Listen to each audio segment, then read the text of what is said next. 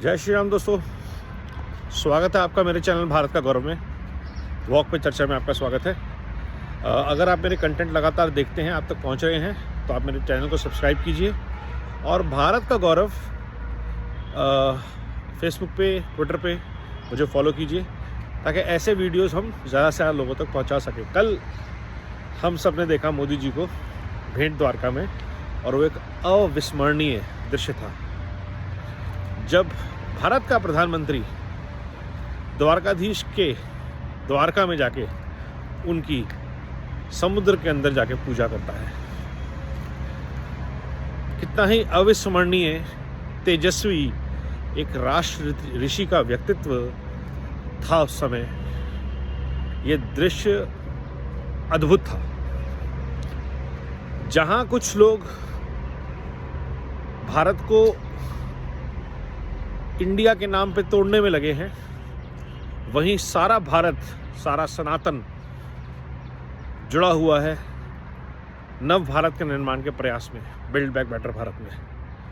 अन्नामलई से लेकर के हेमंत बिश्व शर्मा, देवेंद्र फडणवीस, पुष्कर धामी, योगी आदित्यनाथ, राजस्थान, गुजरात, आप जहां देख लीजिए। क्योंकि मोदी जी ने काम ऐसा किया है। ऐसा नहीं है कि लोगों का अंधविश्वास है, चमचे हैं, चमचे नहीं हैं, अंधभक्त हैं। और भक्त तब होते हैं जब भगवान उनके लिए कुछ अद्भुत करते हैं।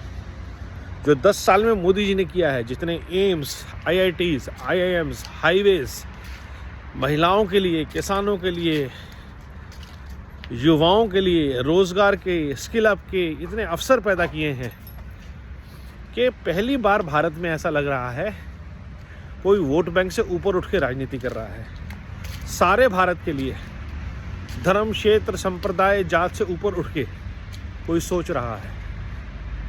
जब घर मिल रहे हैं तो हिंदू, मुसलमान, ब्राह्मण, जाटव देख के नहीं मिल रहे,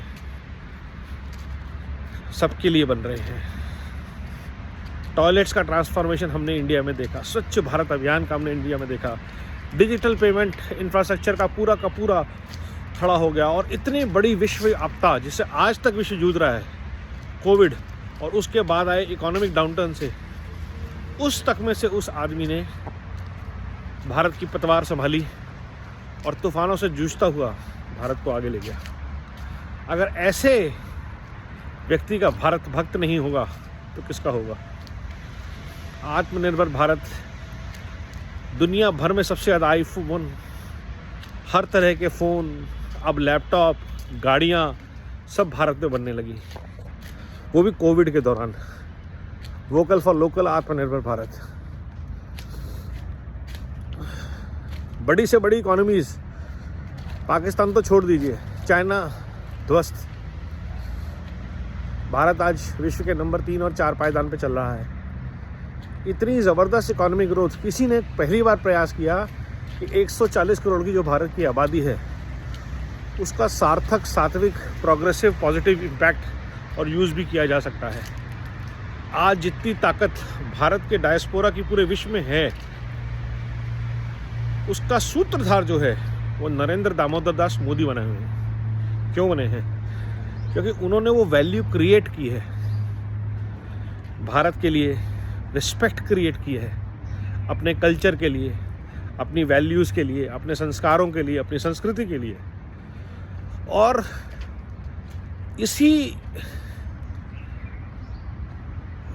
ये जो तूफान उठ रहा है, सुनामी है नमों की, इससे घबराए, डरे हुए लेफ्टिस्ट, सोशलिस्ट, सेक्युलर लोग कॉन्स्टिट्यूशन बचाने के लिए आजकल पता नहीं क्या क्या कर रहे हैं। लंदन में जाके कोई इंटरव्यू देने जा रहा है, कोई लंदन से इंटरव्यू देने आ रहा है, कोई कह रहा है मुझे नोबेल पीस प्राइज मिलना चाहिए था, कोई बोल रहा हमें संविधान बचाना है।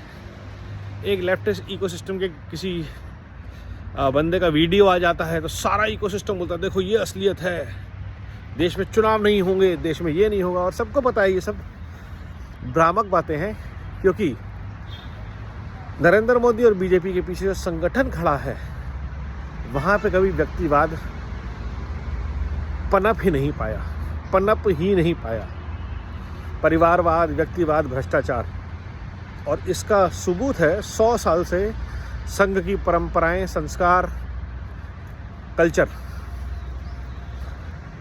नरेंद्र मोदी जी आज भारत के लिए बहुत ही इम्पोर्टेंट नेता अवश्य हैं, पर जो लोग सोचते हैं कि नरेंद्र मोदी के बाद क्या होगा, उनको मैं विश्वास दिलाना चाहता हूं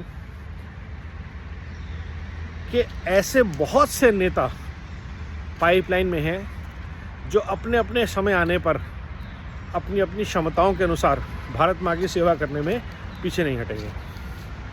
ये हमें विश्वास हो जाना चाहिए अपने आसपास के इकोसिस्टम को देखते हुए।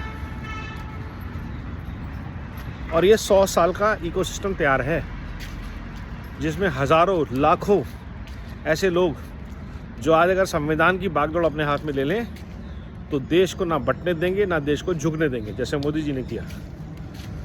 और यकीन सी बात है, 2002 से पहले कौन जानता था पॉलिटिक्स में मोदी जी को? भाजपा में लोग जानते थे उनके कुशल नेतृत्व के बारे में, क्योंकि उनको भेजा गया था संघ से इन चीज़ों के लिए, संगठन के लिए। और यही प्रक्रिया बहुत सारे नेताओं की चलती रहती है, तैयारी हमेशा रहती है। तो हम हमेशा तैयारी में रहते हैं। और यही चीज़ जो है, बाकी पार्टियों के पास अब सिर्फ व्यक्तिवाद बचा है। अरविंद केजरीवाल, ममता बनर्जी से लेकर के गांधी कांग्रेस, शरद पवार, इवन शिवसेना, किसी भी पुरानी शिवसेना की बात कर रहा हूँ मैं, किसी के पास भी पार्टी, संगठन, नेतृत्व की पाइपलाइन नहीं है। तो अगर जो व्यक्ति, जो परिवार चला रहे हैं, लालू यादव का हाल देख लीजिए, 9वीं पास लड़के से पार्टी चलवानी पड़ रही है क्योंकि परिवार के आगे कभी सोचा नहीं। अखिलेश यादव, डिम्पल यादव बहुत ज़्यादा हुआ तो चाचा, ताया, मामा, भांजा, बस संगठन से उठा हुआ कोई व्यक्ति कभी पार्टी की अध्यक्षता नहीं कर पाएगा, देश, प्रदेश, बाकी तो छोड़ दीजिए। और यही डिफरेंस है भाजपा में। भाजपा में कभी भी पार्टी अध्यक्ष का बेटा पार्टी अध्यक्ष नहीं बनेगा। हाँ, 6 जनरेशन के बाद, 6, 8, 10 के बाद, कल को फॉर एग्जांपल सुषमा स्वराज की बेटी हैं बांसुरी स्वराज, अपने कर्म योग से अगर वो उठ के आगे आती हैं और पार्टी उनको जिम्मेदारी देती है, जो कि दी है, तो वो अलग चीज़ है।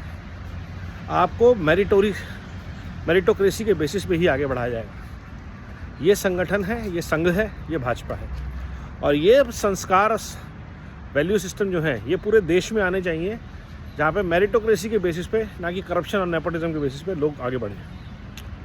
और यही काम मोदी जी कर रहे हैं, लगातार कर रहे हैं, 10 साल से कर रहे हैं। तभी देश की अगाध श्रद्धा उन पर है और तभी चंद मुट्ठी भर लोग उनके खिलाफ लामबंद हो रहे हैं। 140 करोड़ देशवासियों में से कुछ 10,000 लोग उनके खिलाफ हैं और उन 10,000 लोगों के 10,000 चमचे और, बस इतना सा इकोसिस्टम है जो देश में नेगेटिविटी फैलाने के लिए और सो कॉल्ड कॉन्स्टिट्यूशन के लिए, सेक्युलर के लिए, समाजवाद के लिए खड़ा हुआ है। इनके खिलाफ हमें लामबंद रहना है, इनके खिलाफ हमें आवाज़ उठाते रहना है और नमो भारत, वंदे भारत, जय श्री राम के मंत्र पे आगे रहना है।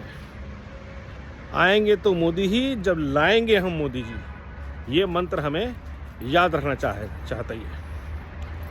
आएंगे तो मोदी जी, जब लाएंगे हम मोदी जी। धन्यवाद। वंदे भारत, वंदे मातरम, नमो भारत।